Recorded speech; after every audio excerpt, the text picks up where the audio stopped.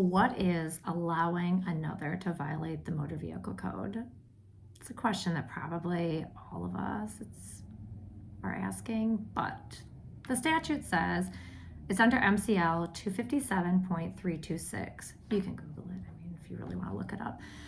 Basically, it's the one motor vehicle code citation that doesn't carry any points on your license. And in Michigan, the Secretary of State has rules about you get points on your license for DUI, for speeding, for all sorts of reckless driving, any of those traffic infractions, you get points on your license.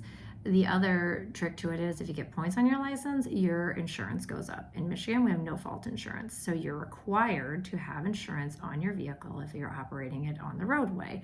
So if you don't want to have high insurance rates, which they're already high because of the no fault insurance in our state, you want to keep points off of your record. The other thing about allowing another to violate the motor vehicle code is it's not abstracted to the Secretary of State. So when you have your driving history, your SOS records run, it has any OWIs, reckless driving, speeding, those sorts of things. Even impeding traffic, I think, is on there.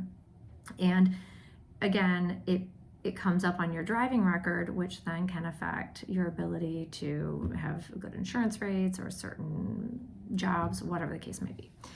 Allowing another, because it doesn't get abstracted, is only kept on record here in St. Joseph County. And then, of course, like on your criminal history record, it would show up. But it's a simple misdemeanor. And generally, the judge knows that if we are giving this allowing another to violate the motor vehicle code, we're typically not going to be asking for jail time. There are exceptions to every rule, though. It is I think it's a 93-day maximum misdemeanor. So the judge could theoretically give you 93 days in jail for it. Sometimes it truly is somebody who lets someone else violate the motor vehicle code. So for example, if you know that your friend has a suspended license, but you let them drive anyway because whatever reason, maybe you were drinking, you didn't want to drive, whatever. If you allow them to drive the vehicle knowing that they don't have a license, you can be charged with allowing another to violate the motor vehicle code. That's like probably a more rare circumstance than what we usually use it for, which is for driving suspended cases. You can get your license suspended in so many different ways in Michigan, it's crazy. And it used to be that there were these driver responsibility fees that were attached to driving suspended. So people would owe the state a couple $1,000s every time that they got a driving suspended. And if you didn't pay your driver responsibility fees, then they would resuspend you again. Child support, if you don't pay that, it can suspend your license. It used to be if you didn't pay your fines and costs, they call them like FCJs, you would get suspended for that. So we had people previously that would literally have 6 different reasons that their license was suspended. Because we are a rural community, we don't have Uber, we don't have Lyft, we have Amish Uber in Colon, but that was like a whole situation. If you Google it, you can probably see it. But so we don't really have those types of public transportation. I mean, there are like a transit bus that is a little more expensive, and it is specific timing. I mean, you can get a ride, but it's not as easy as just like picking up your phone and using an app or whatever. So when people have a suspended license here, it is a huge, huge pain. They can't get to work. They can't get to the grocery store. They can't get their kids to school or pick up their kids from school or daycare. So we've really tried to look at it as, instead of hammering people about being poor and driving, we try to make it so that they can get their license back.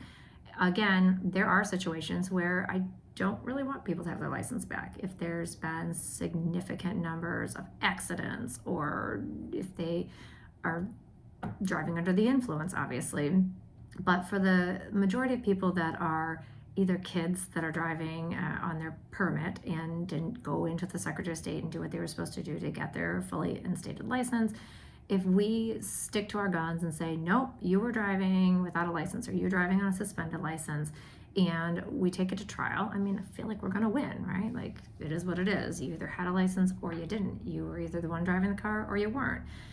But the cost of that, not only the cost to our county to go forward with those trials, but the cost to the individual to then be resuspended, because the state of Michigan will suspend your license if you get convicted of driving on a suspended license.